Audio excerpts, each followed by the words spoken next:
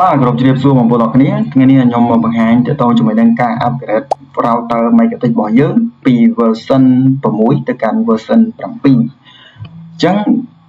ខ្ញុំនឹងធ្វើការ update router model RB 2011 UI AS RM ចេញពី version 6ទៅកាន់ version 7 អញ្ចឹងដើម្បីអាច upgrade បានតើយើងគួរធ្វើយ៉ាងណាហើយដំណើរការវាយ៉ាងដូចម្តេចហើយវាបន្ថែម feature អ្វីខ្លះនៅក្នុង router របស់យើងនៅក្នុង version 7 អញ្ចឹងដើម្បី router model RB 2011 UI AS RM ចេញពី version 6ទៅកាន់ version 7 អញ្ចឹងដើម្បីអាច upgrade បានតើយើងគួរធ្វើយ៉ាងណាហើយដំណើរការវាយ៉ាងដូចម្តេចហើយវាបន្ថែម feature អ្វីខ្លះនៅក្នុង router របស់យើងនៅក្នុង version 7 អញ្ចឹងដើម្បី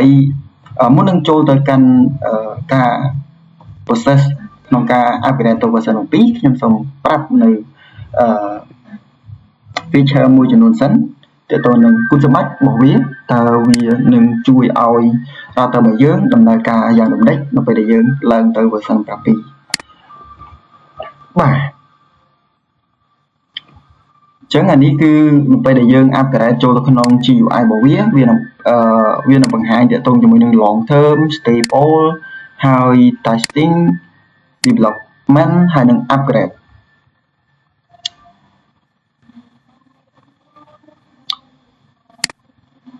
ចឹងនៅពេលដែលយើង upgrade វាធ្វើឲ្យ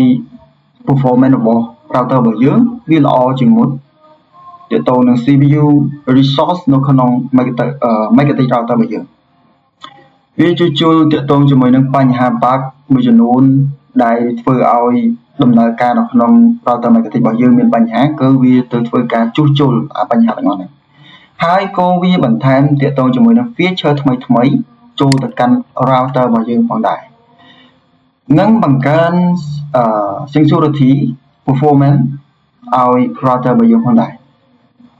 បាទហើយក៏វាមិន recommend ឲ្យយើង upgrade បាទ upgrade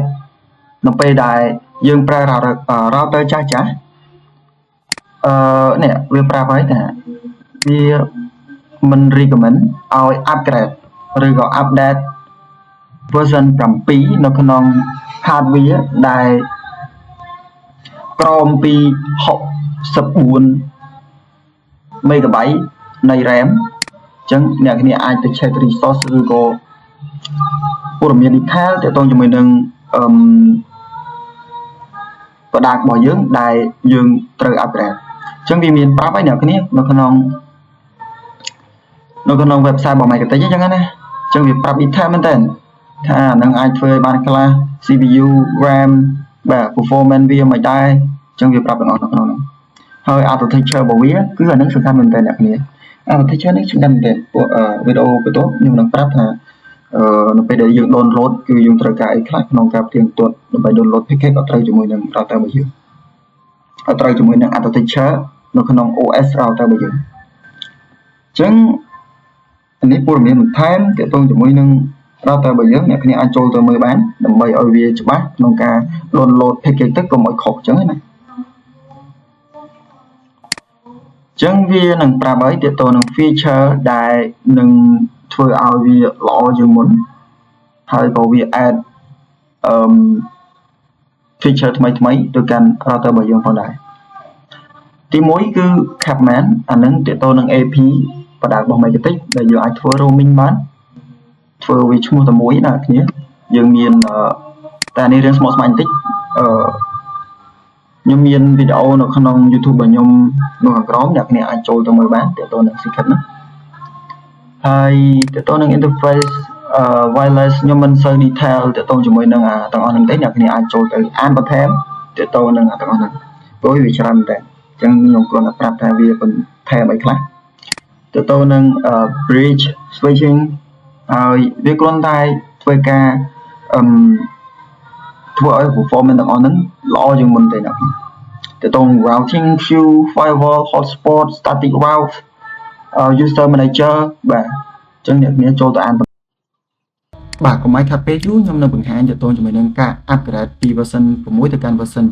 7ដោយយើងមិនប្រើប្រាស់ internet ទេអញ្ចឹង router របស់យើងអត់មាន internet ទេអញ្ចឹងខ្ញុំនឹងធ្វើការ upgrade ពី version 6ទៅកាន់ version 7នៅក្នុង model RB 2011 UIAS អញ្ចឹងជាហេតុដំបូងអ្នកគ្នាចូលទៅកាន់ website របស់ Marketing ដើម្បី download package យកទៅ upload ចូលក្នុង router របស់យើងអញ្ចឹង model របស់ខ្ញុំគឺ RB 2011 UIAS RM អញ្ចឹងអ្វីដែលយើងត្រូវមើលគឺ architecture របស់វាអ្នកគ្នាអញ្ចឹង architecture សំខាន់មែនទែននៅពេលដែលអ្នកគ្នាdownload ដើម្បីវាត្រូវជាមួយនឹង router របស់យើងអញ្ចឹងក្នុងនេះគឺ architecture របស់ខ្ញុំ MIPS BE អញ្ចឹងអ្នកគ្នាអាចចូលទៅ check មើលមុនបាននៅពេលដែលគ្នាចង់ upgrade router របស់អ្នកគ្នា offline អញ្ចឹងអានឹងសំខាន់មែនទែនអ្នកគ្នាអញ្ចឹងអ្នកគ្នាចូលទៅកាន់ download router OS អញ្ចឹងវានៅបង្ហាញទាក់ទងជាមួយនឹង architecture របស់ router មួយអញ្ចឹងខ្ញុំចូលទៅកាន់ architecture router របស់ខ្ញុំអញ្ចឹងអ្នកគ្នានឹងកន្លែងឃើញជាមួយនឹង router OS system package នៅខាងក្រោមហ្នឹងអ្នកគ្នាចុច download មកបាទហើយបន្ទាប់មកអ្នកគ្នាចូលទៅកាន់ file ដើម្បី upload package ហ្នឹងចូលទៅក្នុង router របស់យើងអញ្ចឹងខ្ញុំ upload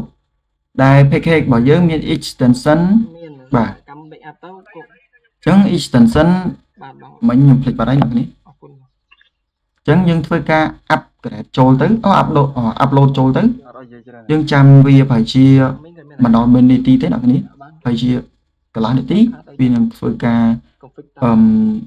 install OS ហ្នឹងចូលទៅក្នុង router របស់យើងអញ្ចឹងខ្ញុំរងចាំវាភ្លេចហើយនឹងធ្វើការវានឹងធ្វើការ reboot អញ្ចឹង extension វា NPK អញ្ចឹង NPK អ្នកគ្នាអញ្ចឹងយើងបើសិនណាវាអត់ reboot យើងធ្វើការ reboot វាមក play ទៅបាទ restart ហ្នឹង restart វាប្រហែលជា1នាទីអីហ្នឹងបាទវានឹងធ្វើការ install ឬក៏ extract នៅ file ហ្នឹងចូលទៅកាន់ router OS របស់យើងអញ្ចឹងបច្ចុប្បន្ន router របស់ខ្ញុំ version 6.49.19 បាទអញ្ចឹងវានឹងធ្វើការ reboot ដើម្បី install ឬក៏ extract OS ថ្មីហ្នឹងចូលទៅកាន់ router របស់យើងអញ្ចឹងរងចាំវា complete ទៅបាទ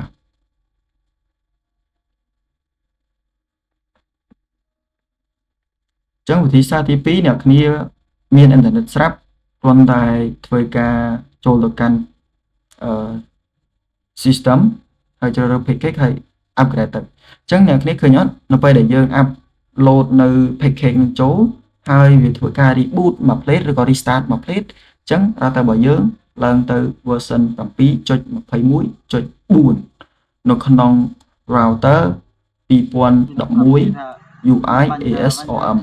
បាទវិធីសាស្ត្រមួយទៀតនោះគឺយើងធ្វើការ upgrade manual តែម្ដងនៅក្នុង router របស់យើងដោយគ្រាន់តែអ្នកនេះចូលទៅកាន់ router របស់យើងដែលមាន internet ស្រាប់បាទអញ្ចឹងយើងចូលទៅកាន់ system បាទ setting របស់យើងអញ្ចឹងយើងធ្វើការ log in ចូល router របស់ខ្ញុំ